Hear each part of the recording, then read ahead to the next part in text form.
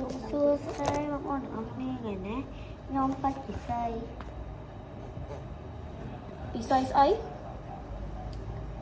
ឥឡូវមិញខ្ញុំថតឲ្យខ្លះហើយតែបានមកប៉ុន្តែឥឡូវដល់ពាក់ផាត់នេះ cushion ដាក់ 3CE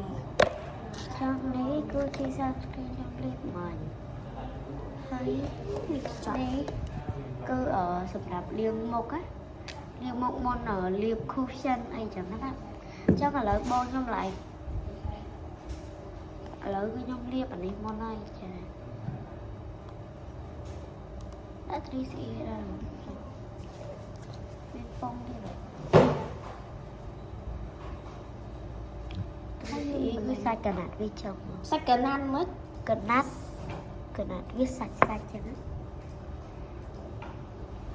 មកអូនសឲ្យដាក់ធ្វើស្អីទៀតទេ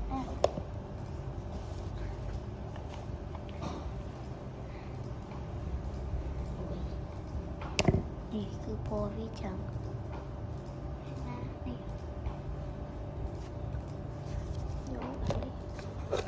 យកនេះឆ្ងាញ់សុំសេរីទីហេនេះ